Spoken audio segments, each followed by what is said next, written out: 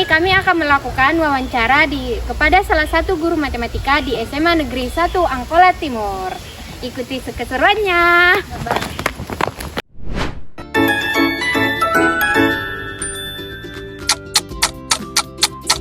Baik, di sini kita sudah bertemu dengan Ibu Melinda Asturi, salah satu guru matematika di SMA Negeri 1 Angkola Timur. Baik, Bu, di sini kami akan melakukan wawancara kepada Ibu. Gimana pertanyaannya? Saat ini kurikulum apa ya, Bu, yang digunakan sekolah ini, Bu? Oke, saat ini kita memakai kurikulum Merdeka.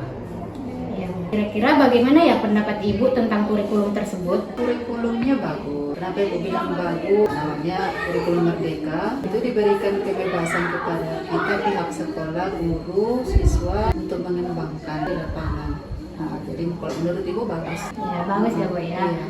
Di sini pertanyaan saya, metode apa yang paling sering digunakan dalam pembelajaran matematika? Kalau untuk metode masih lebih sering menggunakan diskusi, kemudian penugasan tentunya ya. Jadi nanti anak-anak dikasih tugas, mereka mencari sendiri, kemudian presentasikan ke depan. Bagus juga itu. Ibu, apakah Ibu menggunakan media pembelajaran untuk anak-anak kita yang belajar di sini? Iya, tanpa media kan anak-anak akan mau belajar kan. Di sini kita menggunakan media yang ada di sekolah aja lah. Apa yang di lingkungan mereka itu yang kita pakai. Yang kita pakai kebetulan kan ini materi bukan di kelas 11 itu lebih banyak dia menggunakan apa namanya teknik wawancara, observasi karena statistika, ya kan? Kalau dia yang materi statistika itu lebih sering Bu suruh mereka itu keluar dari kelas, bisa ke perpus, bisa ke tata usaha. Nah, jadi tekniknya seperti itu yang gue buat. Selanjutnya ini Bu, materi matematika apa yang paling sulit dipahami anak-anak kita ini? Masih di trigonometri. Oh, sama ya. Masih di situ. Ibu, apa harapan Ibu terhadap pembelajaran matematika ke depan? Harapan Ibu pembelajaran matematika ke depan ini lebih baik ya, terutama dalam struktur kurikulum kita. Harusnya tidak usah ganti-ganti kurikulum. Kita belum fix di kurikulum yang satu, udah ganti lagi kurikulum. Jadi anak-anak pun bingung, ya kan? Harusnya 5 tahun ini masih belajar ini, ternyata tahun depan udah ganti.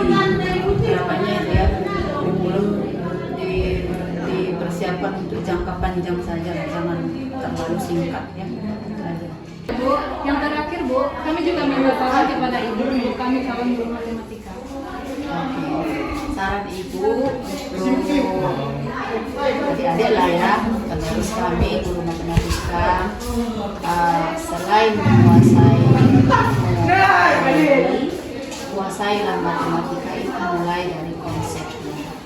Jadi jangan salah konsep, jangan salah memberikan konsep kepada siswa. Kedepannya mereka akan bingung ini mana yang betul. Nah, selain itu, selain penguasaan konsep, metode mengajar juga harus dikuasai.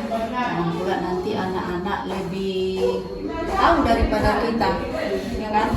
Kita harus menguasai kelas 10 supaya bisa memberikan pembelajaran. Nah, itu saja kalau dari ini ya. Bapak Ibu, terima kasih saran Ibu, semoga bermanfaat bagi kami. Kami bisa menerapkan ilmu atau saran yang Ibu kasih ke depannya, dan semoga kami bisa sukses.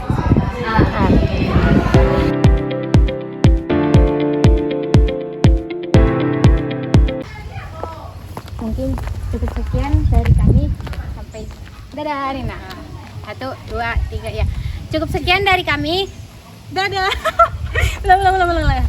Analisis model pembelajaran berbasis diskusi.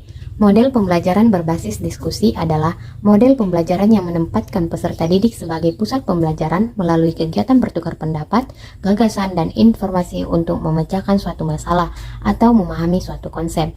Guru berperan sebagai fasilitator yang mengarahkan jalannya diskusi. Karakteristik siswa: 1. Berpusat pada peserta didik. 2. Melibatkan interaksi antara peserta didik. 3. Menekankan pertukaran ide dan pendapat. 4. Meningkatkan masalah atau topik tertentu sebagai bahan diskusi. 5. Bertindak sebagai moderator dan pembimbing.